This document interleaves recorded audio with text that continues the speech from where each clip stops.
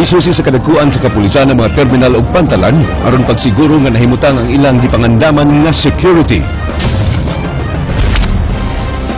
Simbahan gipahinumdom nga ang adlaw sa mga santos ug adlaw sa mga kalag kasaulugan sa fiesta ug dili panahon sa pagsaulog sa ungo-ungo. Banggitan nga tulisan sa Talisay nga dakpan, nasikop kini nga adunay dala nga granada.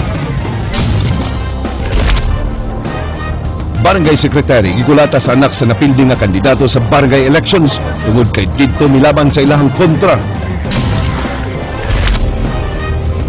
Mga pangaliyas o sa kaisla sa Bohol nga makabarog human sa nasinati nga katalagman.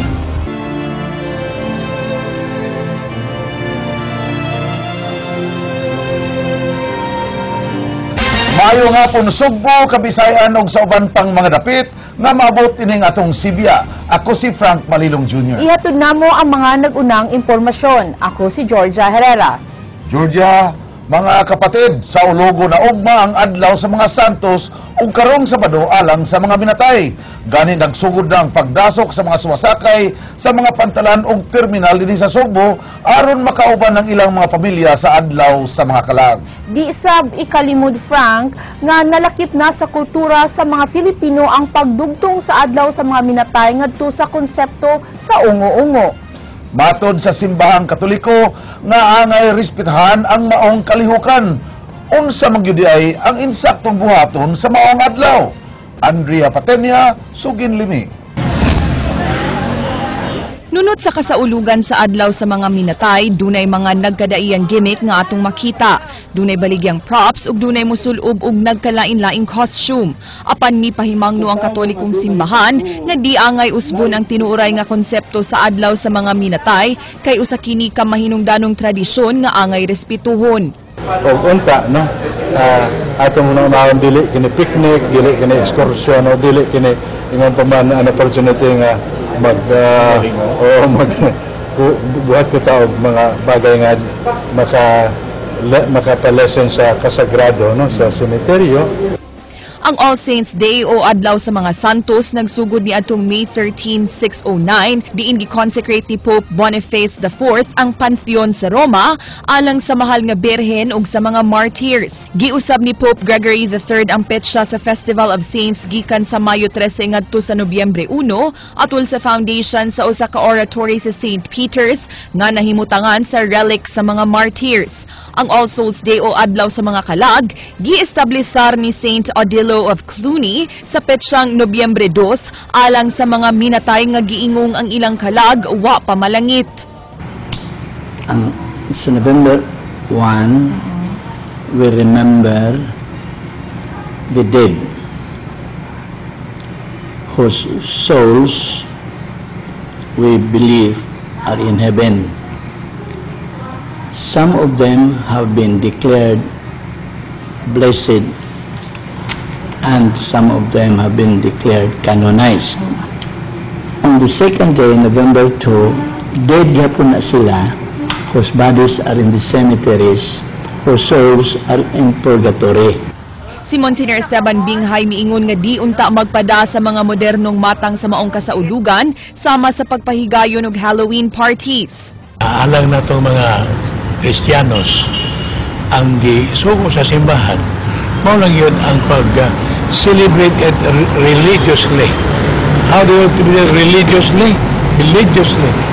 Ito ba? Pag-ampo o pag-duaw sa mga minatay. Dugang niini nga di kinahanglang huwaton ng All Souls Day aron mag-ampo alang sa mga minatay, mas maayong buhaton kini tibuok tuig. Andrea Patenia, News 5. Gibisita sa mga kadagkuan sa Police Regional Office 7 ang mga bus terminal, sementeryo ug pier aron masuta ang kahimtang sa seguridad nga gipatuman sa maong mga dapit. Jinky Baguio, Sugin Limi. Sayo nga gisuroy kaganyang buntag sa hepe sa PRO7 ang South Bus Terminal pagsusi sa kahimtang sa mga pasahero. Lakip nga gitanaw sa kapulisan ang monitor sa CCTV camera nga gimuntar sud o gawas sa terminal. Namatikdan nga walay X-ray machines. Busa manu-mano lang ang pag-inspeksyon sa mga bagahe. Kung meron tayong X-ray, tama yon, mas maganda, no? Kaya lang, siyempre siguro, consider din natin yung availability of funds ng provincial government. Siguro later on, baka nasa planning stage na din yan. Ang plano na mo dire nga mabutangan ta ning X-ray karon nga time, ngita mig mga X-ray machine nga parintahan for the meantime wala pa may available. So mo na nga ato lang hindi mano-mano gihapon ang inspeksyon sa ato ang mga bag nga naaman po ang K9 units na to. Sunod nga gibisita ni Constantino ang Calamba Cemetery, iyang nakitaan nga hapsay ra kini bisan pa man sa pagsugod og dagsa sa mga tawo. Dunay police assistance desk nga gipahimutang sa maong samang. Ang Careta Cemetery gidagsa na sab sa mga tawo ug tungod kay uso dinhi ang kawat sa mga buwak ug kandila, dugangan og mga pulis ang maong lugar. Hinuon, duna na say CCTV camera ang maong sementeryo. Binigyan na natin yung instruction na police in charge na natingnan yung reklamo na yon at kung paano i-address yung pagre-recycle ng mga bulaklak. Yung kandila. Meron po tayong public assistance center to cater kung meron mga complaint, if ever na ay mga gamayng mga reklamo sa atong mga nibisita diri sa sementeryo. Lakip nga gisusi sa kapulisan ang Pier 3, din gidagsa na sa mga tao ug ang North Bus Terminal nga dunay sakop sa Mandawi SWAT. Jinky Bargio, News 5.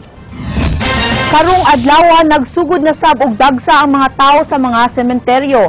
Ang mga tinugyanan sa trapiko miawhag nga likayan ang pagdala og sakyanan aron dili mabara sa kadalanan. Andrea Patenya, Sugindimi. Bisan og ugma pa ang adlaw sa mga Santos, gidagsa na ang mga dagkong samang sa Subo sa mga taong buot mo bisita sa ilang mga mahal sa kinabuhi nga mitaliwan na. Si Nanay Dayan sayong miabot sa Calamba Cemetery. Karon siya mibisita aron malikayan ang kahuot sa mga tao, ilabi na sa iyang pangidaron. Tungod ba kay daghang tao no niya simba ko niya igot-gubot. Hindi kay lang ta niya. May sakit ra ba ko nga arthritis na matumban ko. Duna say uban nga nahimo ng tradisyon ang pagduaw sa ilang mga mitaliwan nga minahal sa kinabuhi sud sa tulo ka adlaw sugod karong adlawa. Sama ni Virginia nga nag-arrange og buwak nga ihalad sa nitso sa iyang ginikanan ug maguwang. Manlimpyo sad mi among papintalan ang mga birha, limpyuhan na mo ang kaning iyang mga lapida kay dili biagot sa tanang higayon gud nga makaanhi baya mi. So karon nga time amo i-focus diya nila. Ang mga vendors mi plastar na sa ilang mga tinda, lakip na kadtong mga nagnegosyo og pagpalina kun pagpaaso. Nagkadaiyang racket ang makitaan sa sud. Dunay magpasuhol sa paglimpyo og mga nitso. Sama ni Joseph nga mukita og 50 ngadto sa 1 ka gatos ka pesos, matag nitso nga iyang limpyuhan og pintalan. Ako lang to, ako lingaw, palabaon. Baon sa para eskwela. Base na ini ka November ko. So para di na ka mga isim mga ginikanan. Gipang tauran na sab og bombilya ang mga nitso sa kantidad nga 260 pesos alang sa duha ka adlaw. Ang chapel gilimpyuhan na alang sa mga pamisa. Tungod kay nagsugod nagkapuno ang mga samang, gipakatap na ang mga security ug traffic officials ug gipangmuntar na ang mga railings ug traffic signs sa dan. Sa Calamba Cemetery, susama ra gihapon ang traffic scheme apan di lang paparkingan ang daan nga habig sa kilid sa sementeryo. Sa Careta Cemetery, sa may karaang Sacred Heart School sa General Maximum Avenue maoy designated parking area. Sa Ludo o Queen City Memorial Garden, makapark ang mga motorista sa tuong bahin sa Don Andres Soriano Avenue. Samtang sa Sem Park Cemetery, giawhag ang tanan nga sa Gaisano Country Mall na lang mo park. Montay atong that's the ideal situation, no?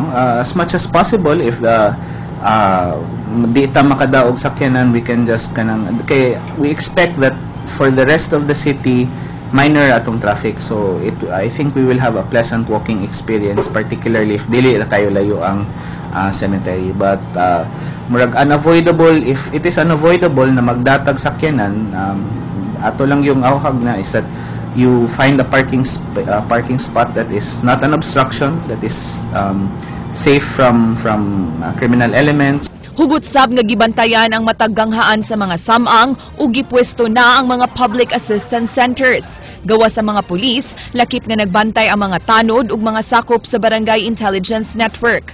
tambag nila nga kung magdaga ni ug bata, padadaan kini og ID aron daling ma-identify kung mabuwag kini sa ilang mga kauban. Likayan sab ang pagdaog mahalon nga mga butang. Ang mga mga jewelries nga mahalon, cellphones nga mahalon, as much as possible itago or dili lang sa isot. Hangyo karon sa mga otoridad ngadto sa publiko nga hinumduman lang gyud ang tanan nilang mga pahimangno ug mutuman sa mga lagda sa kapulisan, sa traffic officials ug sa mga tigduma sa mga samang nga ilang bisitahon aron masiguro nga hapsay ug malinawon ang kasaulugan sa adlaw sa mga minatay karong tuiga. Andrea Patania, News 5.